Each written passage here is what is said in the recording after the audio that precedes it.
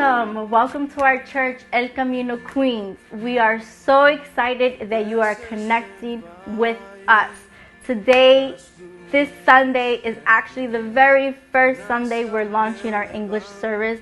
And so we're so excited that you have decided to connect with us, especially in a time like this, from quarantine to coronavirus, to the change that is happening in our country, and not only in our country, but all over the world. And it can cause a lot of stress, a lot of confusion, but I promise you this is the place where you're gonna find hope, you're gonna find love.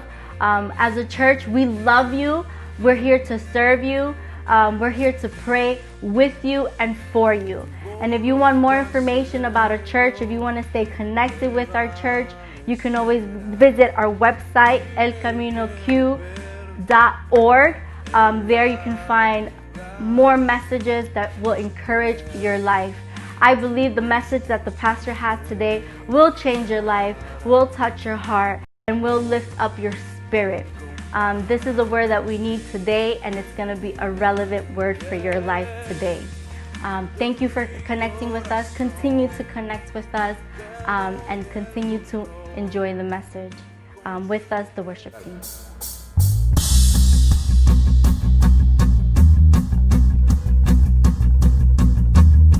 Searching the world, the last what we found. Afraid that we live, that's why we cry out. You carry the cross, you die and rose again. My God, I only ever give my all.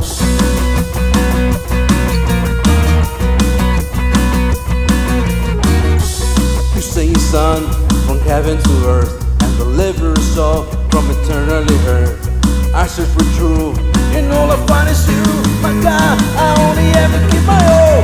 Jesus, we're living for your name. We'll never be ashamed of you. I praise, you know we are today. Take it all, take it all.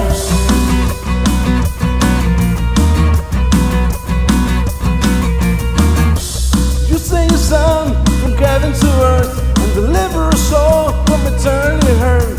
I search for truth, and all I find is you.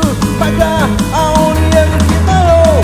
Jesus, we're living for your name. We'll never be ashamed of you. Our praise, you know we are today. Take it all, take it all. Jesus, we're living for your name. We'll never be ashamed of you. Our praise, you know we are today. Take it all, take it all. Running to the one who heals the blind, following the shining light, and he has the power to save the world, my life. Running to the one who heals the blind, following the shining light, and he has the power to save the world, my life.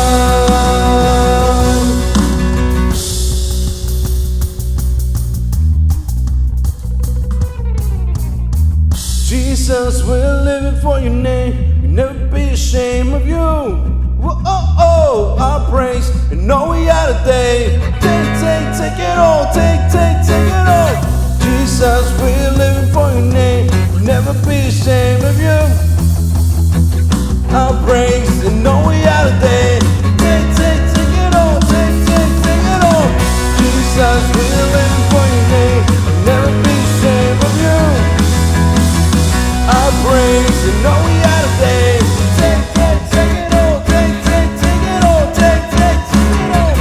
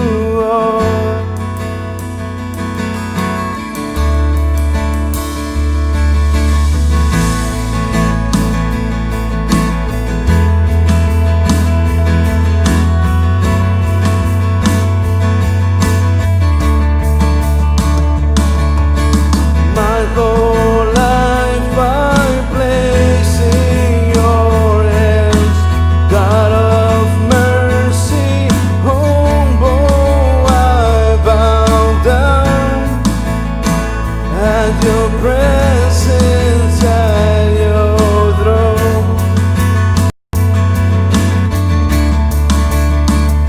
And I call, you answer. Oh. And you came to my rescue, and I wanna be where you are.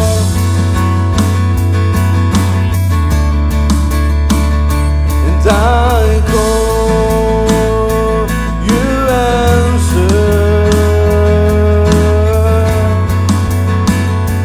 And you came to my rescue, and I wanna be where you are.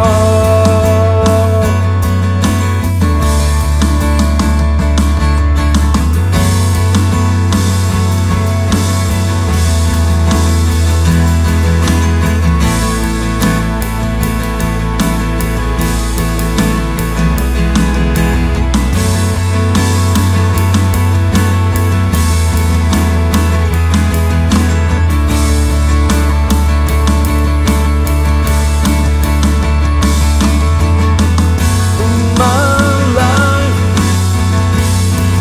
be lifted high, in my world be lifted high, in my life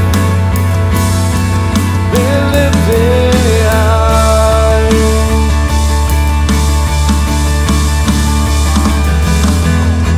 In my life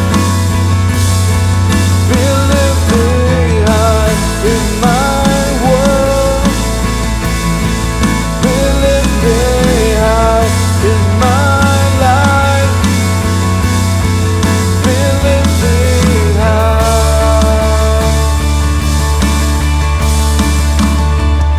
As I call, you answer. And you came to my rescue, and I wanna be where you are.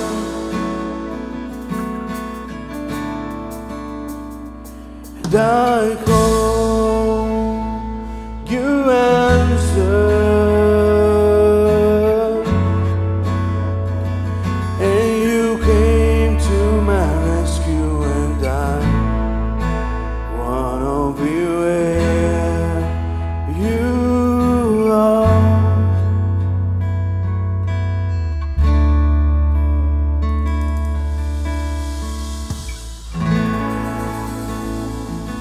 Hey, my name is Victor, and I'm so glad you're online. Today is our first time launching our English service, so we're glad you're here and that you share this message, this service. Today, the experience today, we're starting a new series. This series is called The Upside Down Kingdom. This is the first part of this new series, so I hope this will be of some help in your journey, on your faith. And if you're not a Christian, if you're not a follower of Christ, you're welcome to hear. This is like you coming to where we actually going to talk about a topic that some things that we should do as follower of Christ to better serve you. And just stick around and you will see that we need to become more like Jesus. So today we're going to start off the topic, and I want to just think about with you. Remember when you were, how traumatizing was, how horrible it was, the experience to go to school for the first time or for the first week or the first day of school and determine where you were going to see in the cafeteria, where you were going to sit down in the cafeteria, and with who you were going to sit down.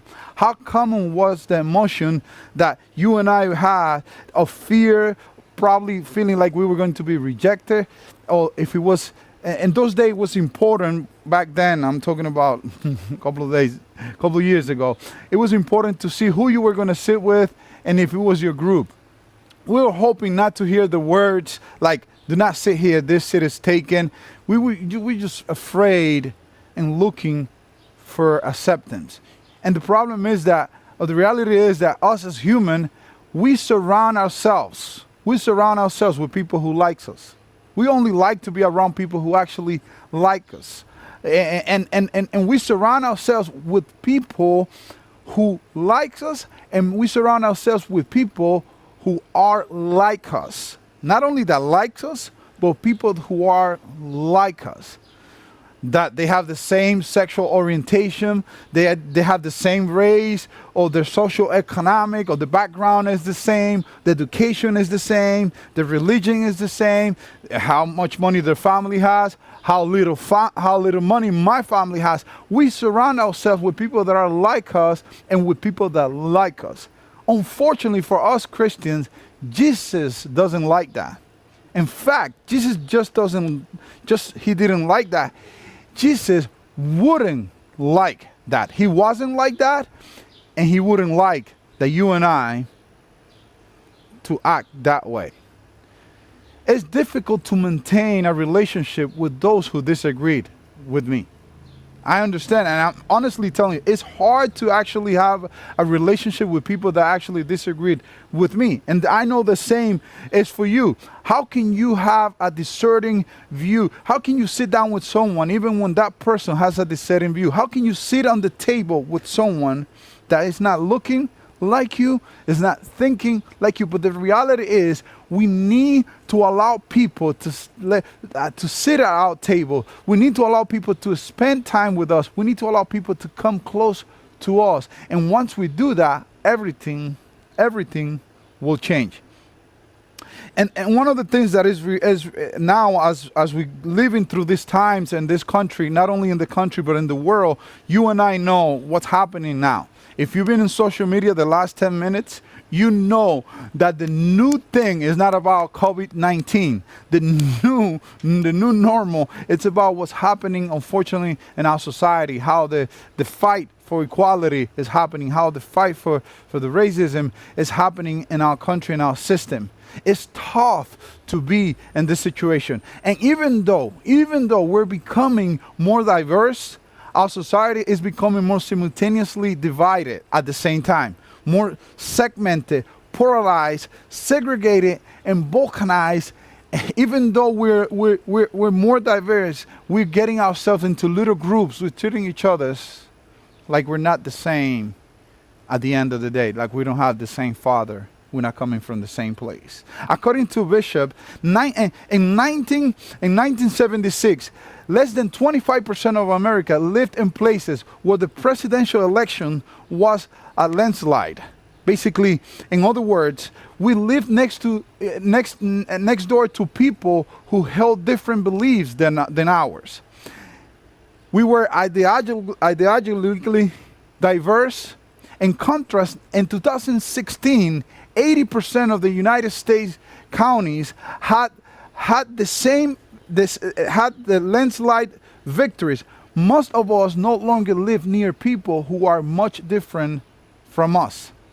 In terms and political and social belief, we like to be close to people that believe like us. If you see right now, unfortunately, the country is divided in two parties. The country geographically is divided in the north is this party, the south is this party, and that's why we moved into people that are like us.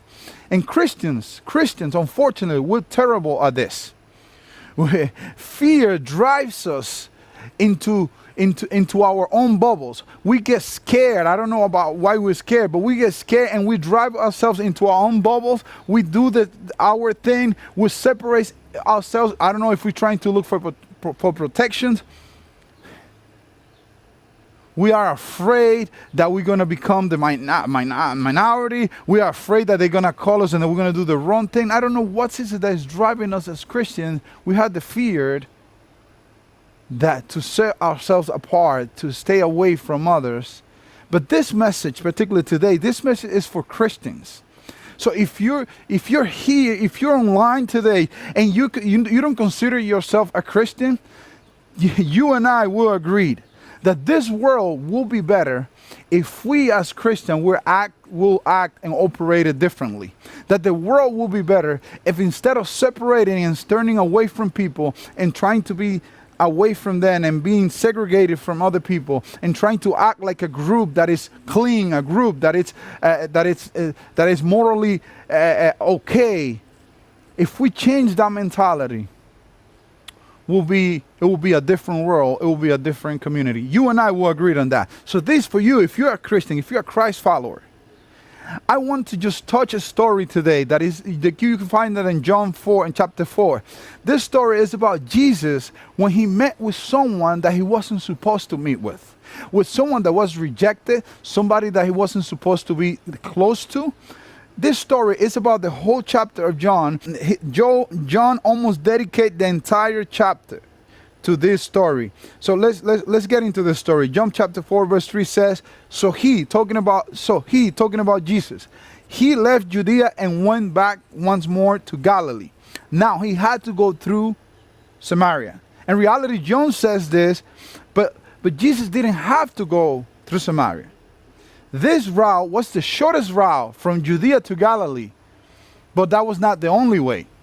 The other route was through Perea, the east of the Jordan River. But in those days, the Jew had a problem with the Samaritan. So they rather take the long way instead of going through the shortest. But the reality is Jesus took this way because he had an encounter to make. In Jesus' days, the Jews, because of their hatred for the Samaritan, normally they took the eastern route in order to avoid those people. But Jesus chose the route through Samaria in order to reach the despised people of that region. As the Savior of the world, he seeks out and saves the despised and the outcast. That's good news. Because how many of us, maybe you that are watching now, you've been rejected, you've been despised, you're considered an outcast. But the Savior of the world, instead of going another route to avoid the Samaritan, he decided to go through in order to meet these people. It's amazing to know that. And then the story goes on and says, he came down to a town in Samaria called Sychar, near the plot of the ground Jacob had given to his son Joseph.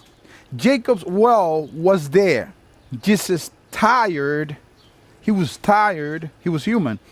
As tired as he was from the journey, he sat down by the well, and it was about noon. He sat down like you and I when we sit at the table. He sat down. In this case, imagine the movie. It's 12 p.m. at noon. It's 12 p.m. It's hot, very hot. In those days, if you ever been in the Middle East, you know that it's very hot at 12 p.m. So why someone will go to the well at noon, in the hottest time of the day? Because maybe that person was embarrassed of something, you think? So Jesus comes at noon and sits down. Somebody comes, a lady, a woman come to get water at that time. My question is, why somebody will come in the hottest time of the day to get water? So the verse goes on and says, when a Samaritan woman came to draw water, Jesus said to her, will you give me a drink? Now, if you know the culture, if you know the context of the story, she was struck by how awkward this was, this situation here. Because Jesus is not supposed to even talk to her. At that time, if you see a woman, being that Jesus was a rabbi, if you see a woman getting close, you're supposed to get away. You're supposed to be away from her, as far away as possible. So the closer she got, Jesus stood there, and not only he was there, he actually spoke to her. It was awkward. She was struck by how awkward this was for her. The Samaritan woman said to him, you are a Jew. You are a Jew, and I am a Samaritan woman. How can you ask me for a drink? For Jews, and then John's like we didn't know, for us to know, he said, for Jews do not associate with Samaritan. Do not associate with Samaritan. So the woman is actually telling Jesus, you don't know that we don't belong here. We don't belong together. We don't belong in this conversation. You're not supposed to not even be close to me. She knew her place, what place of rejection she was already, and she was already setting herself for. But she didn't know that at this point, she wasn't just talking with anybody. She was talking with a different person. She was talking to Jesus. And that's the problem sometimes. Sometimes we've been so rejected in life that we not even let God come close to us, because we think that also God is trying to reject us. Jesus answered to this. Jesus answered to her, if you knew the gift of God, and who is it that asks you for a drink, you will have asked him, and he will have given you living water. In other words, I have something for you. Maybe others didn't have nothing for you, but if you knew who I am, you'll be asking me, because I have something for you. But at that moment, she's being so rejected that she doesn't know if there's anything in Jesus that might be of interest to her. So she changes and says the next, Sir, the woman said, you have nothing to draw the water, and the well is deep. Where can you get this living water? Now she's interested. Now she's intrigued. Jesus answered, everyone who drinks this water will be thirsty again. But whoever drinks the water I give them will never thirst. Indeed, the water I give them will become in them as a spring of welling up to eternal life. In other words, Jesus told her, I have something that you need. I have something that you wouldn't guess isn't available to you. But now that you will guess that, you will think that that is not available to you because of who you think you are. And that's where some people find right now. They've been so rejected in life that they think that God has nothing for them. But tell me, if you're watching for the first time, or for the first time in a long time, I want to remind you that God has something in Jesus for you that is available to you. That because of what you've been through, or whatever has happened in your life, all of your background and your history, whatever you did, whatever was done to you, you think you don't deserve it. But Jesus told this woman, as he tells you today, there's something for you that is available for you. God is for you. Jesus is for you today. And he told her, go, call your husband and come back. I have no husband, she replied. There's a problem there, she said. I don't have a husband. I think that's the only reason why you're talking to me, is because you don't know my situation. You don't know my past. You don't know what I've been through. You don't know my mistakes. If you would have known who I am, you would not even try to talk to me right now. This woman didn't know who she was talking to. And Jesus told her, surprisingly, Jesus said to her, you're right when you say you have no husband. The fact is, you have had 5 husbands, and the man you are now have is not your husband. What you have just said is quite true. In other words, if you know the context of this situation here, back then, a woman didn't have the power to leave a man. The man always used to leave the woman. So basically, this woman has been in 5 relationships that rejected her, that threw her out, that separated her. She was a complete social outcast. This woman was ostracized and marked as immoral. An unmarried woman living openly with the 6 men in secret, in a series of 6 men This was stunning back then. The woman says, she tries to change the conversation. And she said, I know that the Messiah, called Christ, the Christ, is coming. And when he comes, he will explain everything to us. And for her surprise, she tried to change the conversation because she already saw like Jesus knew something she didn't know he knew. And now she tried to change the whole conversation. And then Jesus told her something that will change her life forever. And it might change yours too. Jesus says this.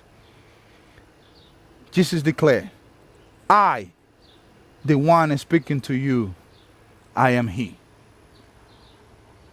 This is the dramatic twist for this lady. This was a dramatic twist for her. Because in this moment, she's realizing that the person that is in front of her is the representation of God telling her that she hasn't done something so bad for God to reject her. That she's valuable in God's eyes. The same thing with you. No matter how much you've been rejected, how many times that has happened, you're still valuable to God. You're worth his son. Jesus was demonstrating how God feels about all people. At this point, Jesus was showing his disciples that later comes, they were buying lunch, and now they come and they start criticizing in the background, and they say Jesus doesn't know that if he will know this woman, he's not supposed to be talking to her. She's a Samaritan. He's supposed to reject her. But at this point, Jesus was demonstrating how God feels about all people, how God feels about you. To which later on, Paul writes in one of his letters. And he puts this in a way that it's amazing and stunning to me. And he says about Jesus that Jesus is the image of the invisible God. So if you want to see God, if you want to know how God is like, all you have to do is see how Jesus acted, what Jesus did, who Jesus hang out around, who was Jesus hanging out with, who was Jesus walking and eating with. If you want to know what God thinks of you, listen to Jesus. Listen to what he says and see what he does. Listen to the movie. This woman was supposed to be rejected. She was supposed to be, and this was supposed to be another encounter, another moment awkward for her. But instead of being another rejection, it became a salvation for her life. Instead of being something that she will be hurt once again, it was the moment that changed her entire life. Her today and her eternal life. At this moment, and we understand the next. Because sometimes we think we love people, but we pick and choose who to love. But when Jesus came to show us this. Jesus came to show us this. He came to show us that we really only love God as much as the person we love the least. I'm going to repeat that because this is so important that this stays with you. Jesus came to show us that we really only love God as much as the person that we love the least. We really only love God as much as the person we love the least. Think about that person right now that you don't like. Let me tell you something about that person that you don't like. The person that you don't like, God likes them. And if you don't like who God likes, I think you're in trouble. Like I said last week in one of my messages, the previous weeks, if you don't like my children's, that's going to make it very difficult for me to like you. And I think I get that. If you're a parent, you know this to be true. If someone doesn't like your children, you don't really like them either. But I ask, where do we get this behavior from? I think we learned it from God. If you don't like who God likes, I think you're in a little bit of trouble. Then the story goes on. And this is amazing because this is important. This is, after this woman knew that who was talking with her, John says, then leaving her water jar, meaning what she came for, she left it. because she found something greater. But this for you might mean nothing. For this woman, this meant whatever her life depended on, whatever her economy depended on, she left the water jar. And the woman went back to the town. She went back to the town and said to the people, come see a man who told me everything I ever did. And I'm going to add something because she didn't say it, but I'm going to add it because you and I know it. Come see a man who told me everything I ever did and didn't reject me. Imagine how your life will be if you experience the love of Christ. A love that it doesn't matter what you did, it still accepts you. But imagine even better for you that are a follower of Christ. If you accept people no matter what, no matter the color of the skin, no matter what group they belong, no matter if they're poor, if they're rich, because we are in a kingdom that acts upside down kingdom. It's an upside down kingdom. It's a kingdom that is opposite to the culture that we're in. Like Jesus says, you are in the world, but you're not of the world. She was amazed by this Jesus and told them, come and see a man who told me everything I ever did. And I add, and he didn't reject me. Could this be the Messiah? I ask you a question. How do you see others? As angry or as hurting? How do you see others? When you see people, how do you see them? Do you see them as angry or as people that are hurting? Because how you see people is how you treat people. I'm going to repeat that again. How you see me is how you treat me. If you see, because sometimes people are angry. They're acting on anger. I'm not going to excuse anger, but I'm going to tell you sometimes people are angry because they've been hurting. But how do you see them? How do you choose to see them? As angry or as hurting? And better, I'll ask you to consider, to be honest, to see.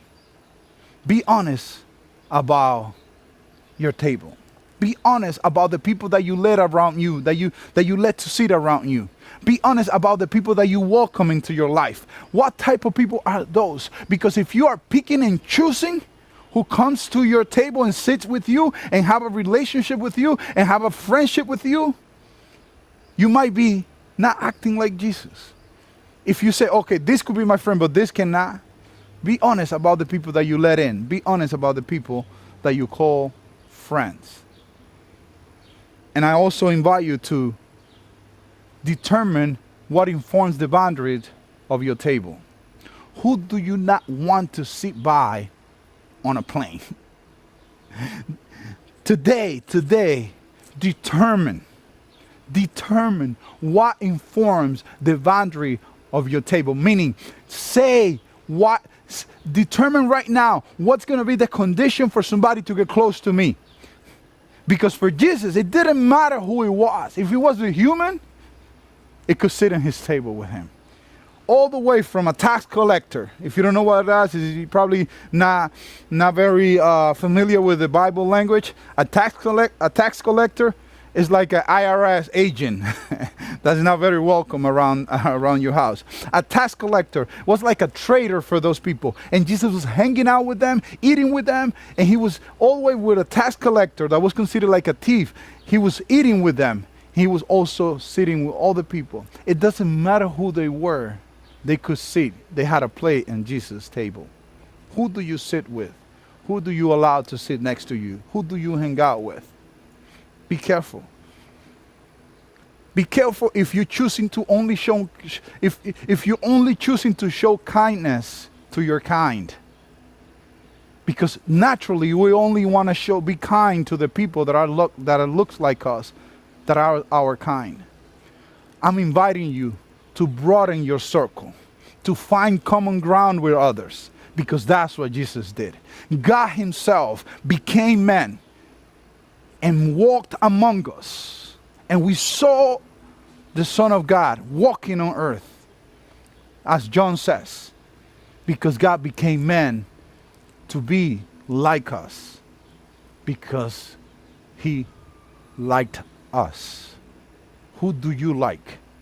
And who you don't like?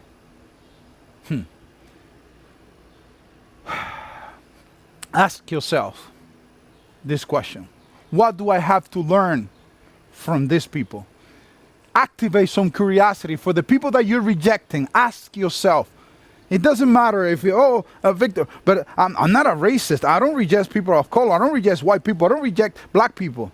That maybe not that, but sometimes you don't hang around with another type of people, with people that has less money than you, the people that don't work in the job, that they don't make the same amount of money that you make, the people that don't speak your language, or the people that don't speak, they're not from your country. You don't hang around with them. Be careful. But ask yourself, what do I have to learn from this group of people?